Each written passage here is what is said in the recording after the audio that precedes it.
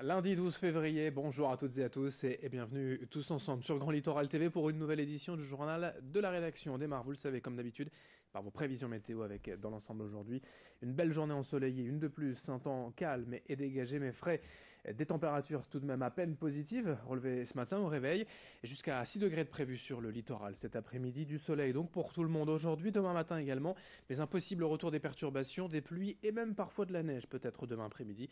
On en reparlera avec les prévisions complètes de la chaîne météo juste après ce journal. L'événement régional, bien évidemment, hier sur Grand Littoral TV, c'était le carnaval de Dunkerque à l'occasion de la bande des pêcheurs dans le centre-ville. Nos équipes étaient mobilisées pour vous faire vivre le traditionnel jet de hareng depuis la mairie. Comme toujours, des dizaines de milliers de masques lourds ont d'abord défilé dans la bonne humeur dans les rues, puis tous se sont retrouvés face à l'hôtel de ville pour recevoir quelques harengs et même des frites en plastique lancées par le maire Patrice Vergrit. Puis à la fin de la journée, place au rigodon autour de la statue de Jean Bart sur la place du même nom. À Dunkerque, le carnaval se poursuit aujourd'hui avec la bande de la Citadelle, demain à Rosendal et enfin celle de Malo dimanche prochain. Pour ne rien manquer de l'événement, hier nous étions chez Nathalie qui faisait chapelle chez elle face à la mairie entourée de ses amis. Elle nous a reçus pour goûter de près à la bande, au jet de hareng et à cette fête populaire indémodable. Certains de ses proches étaient même venus de loin pour partager cette journée. Dunkerquois de toujours ou d'adoption. On écoute Nathalie et ses amis au micro d'Alexis Tessier. Alors moi je suis dunkerquoise d'origine. Moi je suis un peu une pièce rapportée à Dunkerque, mais on se fait très très vite à toutes ces festivités. Alors c'est un moment qu'on prépare traditionnellement effectivement pour recevoir nos amis, notre famille, nos clients, et c'est un très bon moment. Ah non, on n'imagine pas une année sans carnaval. On organise nos vacances, on organise nos repas de famille en fonction du carnaval, bien sûr. Oui, donc chapelle de 15h à 18h et après on va faire d'autres chapelles.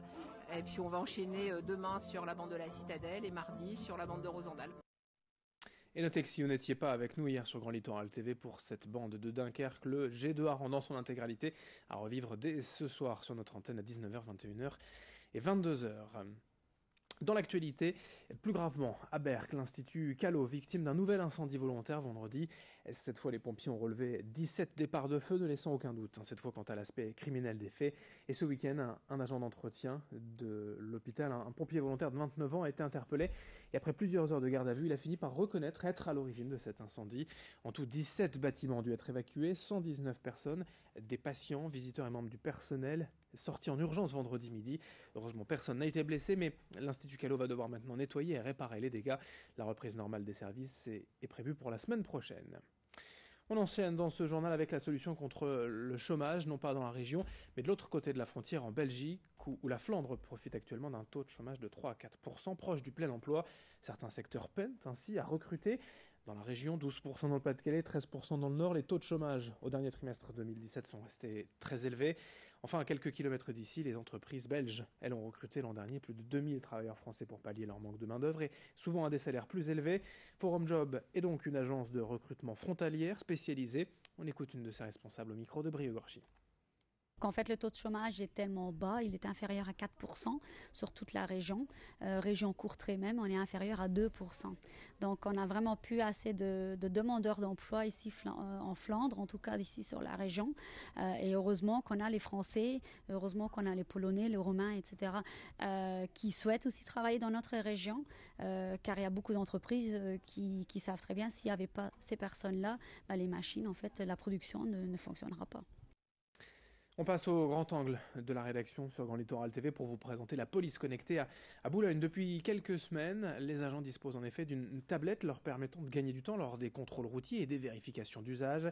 Ces tablettes permettent en quelques secondes de vérifier les antécédents des conducteurs, savoir si la personne est recherchée ou non en état de récidive, si la voiture est pourquoi pas à voler.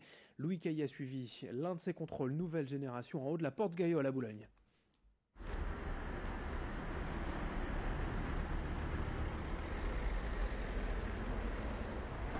Bonjour monsieur. Bonjour. Police nationale, vous pouvez couper le moteur s'il vous plaît? Oui. Vous pouvez nous présenter les papiers du véhicule?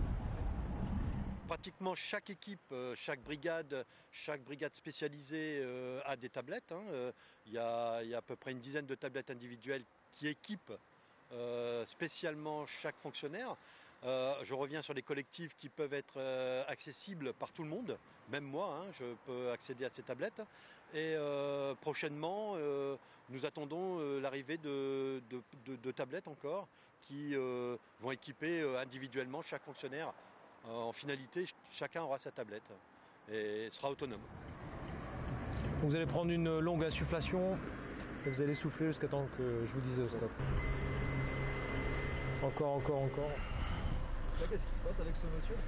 Donc je vérifie son permis de conduire en fait. C'est un monsieur qui a déjà été pris en conduite en état d'alcoolémie. Donc je vérifie si son permis est encore valide. Je vais me connecter si vous voulez, à l'application des permis de conduire pour avoir un résultat en quelques secondes en fait. Donc voilà, donc on sélectionne une application permis de conduire. On interroge en mettant l'identité de la personne. Lorsqu'on demandait un fichier, on passait par Arras, donc on passait par le 17 police secours. Donc ça évite de déranger les collègues qui se trouvent à la radio au 17 police secours en fait. Voilà. Disons qu'on est un peu plus indépendant à bord des véhicules. Voilà, donc ce monsieur, son permis est valide. On va pouvoir lui restituer.